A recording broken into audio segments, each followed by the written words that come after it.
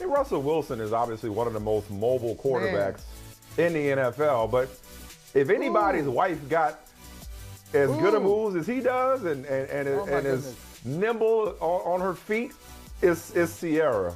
Yeah, I mean, look, man, you can say what you want about Russell Wilson. No, you but can't. right. No, you can. But at the end of the day, he won. At the end of the day, he won. And in the game of life, he ain't got to do nothing else. He won in the game of life. Doc Johnson is here with us, the Debo Samuel of this here show, as we talked about in the break, but not requesting a trade for brother from another. Oh, let's start there, man. It is our intention every time we see you to remind you that your quarterback is gone to another franchise.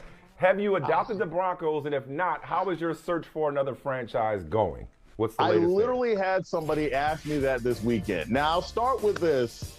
You know, Russell's winning life. He got the 2 most important rings you can get. So he really ain't nothing anybody can say to him. You know, and I was very impressed because what that demonstrates to me, that's not just sort of love and affection. That means she must be practicing with it. Like all these big, like, you know, stadium-sized basketball, football courts he puts in the back of their $25 million home in Denver. Clearly, CR is actually training with him. So all credit to him. And you know what? Future ain't taking you to the White House. But I'll say all that to say, I still not tweeting about the Broncos schedule, but you're tweeting about the Broncos. You're invested. You're clearly invested in it. Where did y'all find in the Broncos? Look, you haven't let go just yet. I'm out there. I'm flirting. I'm speed dating with different kinds of teams. I'm looking back into the Eagles. The Eagles and I had a long relationship. Left and right. Okay. Yeah, we had a long functional relationship. You know, it was pointed out to me. I think I told you guys this before that UVA, Morgan State, UVA where I went undergrad, Morgan State where I teach now, and the Broncos all have the same colors. So you know. That blue and orange, it might not be that much of a stretch for me. And you know what you should also consider? You should also consider, when you're searching for a new team, Doc, I would say, think about airports. Think about places that you can get to easily. Now, Seattle, Tacoma, not always the easiest place to travel, but Denver is a hub. And new airport, now it's far from downtown, but great airport. So you can get to a lot of places, a lot of direct flights.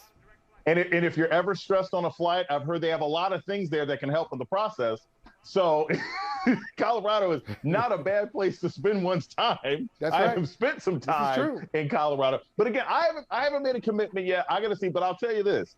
Seeing that interview with Bobby Wagner talk about how he was treated by the Seattle Seahawks, that didn't make me feel good. The team is not treating their former players well. Bobby Wagner saying, hey, look, I've been here for 10 years. You guys wouldn't even talk to me. You know, you wanted me to come fly in just so you could tell me I was being cut. I'm highly disappointed in Pete Carroll and John Snyder. I thought what you were about to say is the Rams intrigued you. That would have been a plot twist right there. All right. Okay, my bad. I got excited. I don't hear that violence. That would have been a plot twist. I think I'm gonna make a guess here. I'm gonna make an assumption and an educated guess, knowing you the way I do.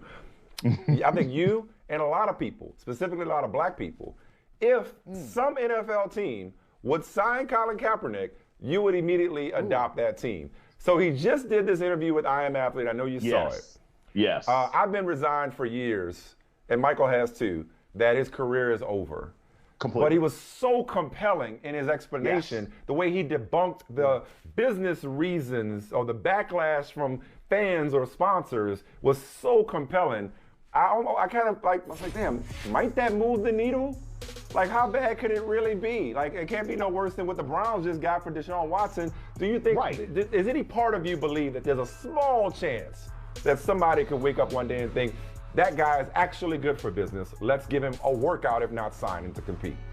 There is absolutely no chance that Colin Kaepernick will ever play in the National Football League again under any circumstances. This is what I can believe. 10, 12 years from now, when he's in his 40s, I can imagine whoever happens to own the 49ers at that point, I don't know, Diddy, Kanye, somebody, at some point, you know, the 49ers may allow him to sign for one day so he can retire as a 49er. That will be the only time that Colin Kaepernick is ever in the NFL. It'll be like again. Ray Charles coming back to Georgia all those years later, and then having the state song and about apology when it's too little too late type thing. Too little too late. And here's the thing, guys. I found not only was it a good interview, but I already know what the owners are operating off of. It's their bias, it's their racism, it's their anger at the position that he took. As you make a good point, it's like you're going to take Deshaun Watson back, but you're not going to take Colin Kaepernick. But I like what he said because it debunks what some analysts out there have been saying. This idea that, Colin Kaepernick doesn't want to back. No, the guy just wants a chance. This is not complicated. And everything he said was on point. He was spitting hot fire. Dylon. I can do this. I can do this. I can play. I can ball. And if you got people out there playing in that USFL nonsense, right, which is, kind of looks like a step between college football and maybe like Canadian football, something else like that, you can't tell me that Colin Kaepernick isn't better than Drew Lock. You can't tell me that Colin Kaepernick right now isn't better than a healthy Baker Mayfield. So he's only being blocked out because he took a stance, as he pointed out, against the very racism that the NFL claims that they have problems with by slathering Black Lives Matter all over the end zone. So it was disappointing to see him have to make a case that any common sense person has seen for 5 or 6 years. But you know what? Right. He can't hear too many complaints over all the money he's making, and I'm happy for him. Yeah, let me ask you this. Doc, quick question, because we talked about this a couple days ago with that interview. Mm-hmm. Do you think it is the ownership level that is keeping Colin Kaepernick out of the league, or do you think there are some coaches and general managers who also have that anger and have that resentment toward the position that he took? What do you think it is? Honestly, Mike, I think it's both. Because I sincerely believe, because of the way he talked about it, I think that there are coaches like, say, Pete Carroll at one point who really did think about this. I think there are, and even Kaepernick has said this in interviews, there are coaches out there that would like him. There are owners out there that would like them, but they are afraid of how it will be responded to by more hostile owners within the league. There's a word for that, right? Probably, yeah. Isn't there a word for that? I mean, like, something with a C, right? I would call it C-O-N collusion. But yeah, that's pretty much what this is all about. I mean, when you think about it, when you think about what Colin Kaepernick did and the other people who have been accepted back in the NFL for supposedly damaging the shield, it's not just Deshaun Watson, but Brian Flores has a job, and he's suing the league. Colin Kaepernick, Brian Flores has a job as an assistant coach on the Pittsburgh Steelers, and he is currently in the process of suing the NFL and got other people who have joined his suit.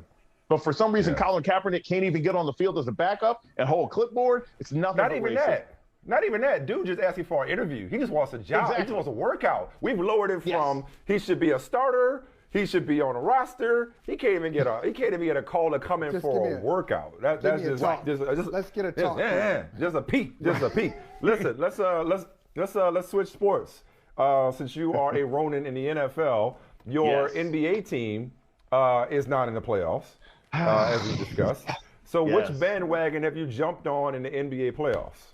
I have sawdust and I have straw in my knees from the bandwagons I keep jumping on and off of. It's very difficult. Being a bandwagon jumper, you got to learn how to roll, right? You got to jump off the back, roll to the next one. It's very like Django, right? He's moving from place to place.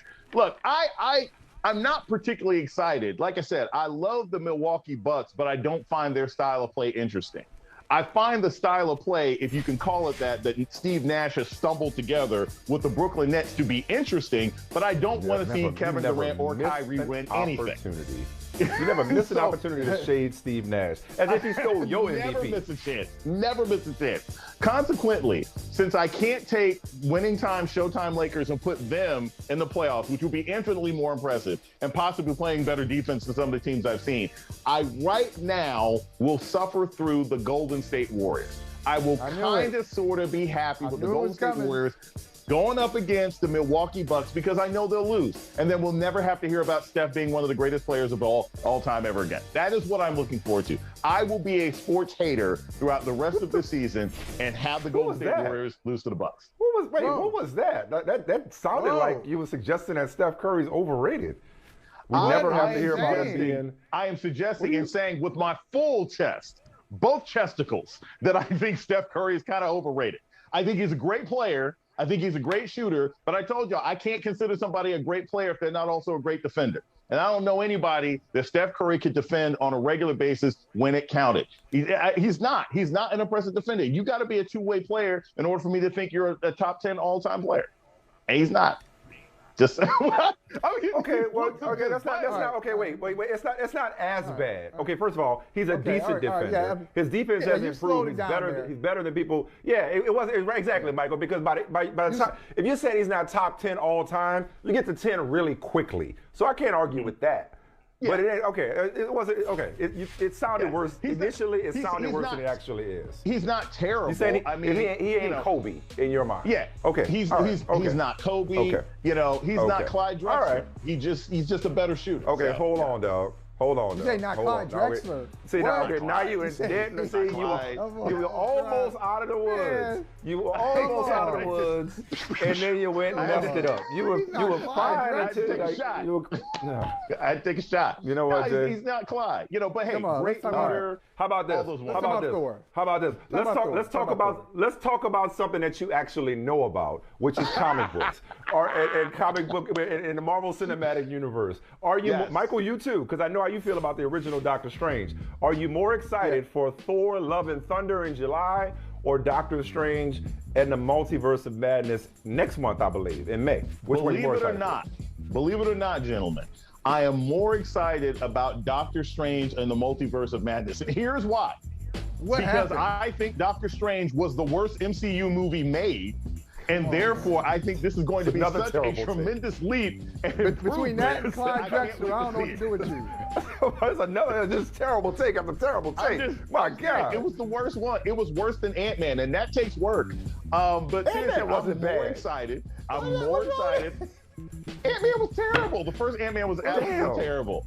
It was like an extended SNL sketch. All that chattering and nonsense and all that waste of superpowers and CGI. I was not impressed with Ant-Man #1. I wasn't. But as bad as the first Doctor Strange was, this one actually seems like it's gonna have a plot. This one actually seems like it's got some good Funko Pops. I like the idea of these sort of multi-universes. I like the idea of introducing America Chavez. So I'm looking forward to that. Thor is gonna be great. I mean, the last Thor was great. I think Chris Hemsworth was fantastic. I think Tessa Thompson's fantastic. But the Multiverse of Madness has a chance to improve what I think of Benedict Cumberbatch's sort of imposition into the MCU. So I'm more excited for that movie. Hey, thanks for watching Brother from Another on YouTube. Make sure you hit subscribe before you leave, and be sure to watch us 3 to 5 p.m. Eastern Time on Peacock. Appreciate you.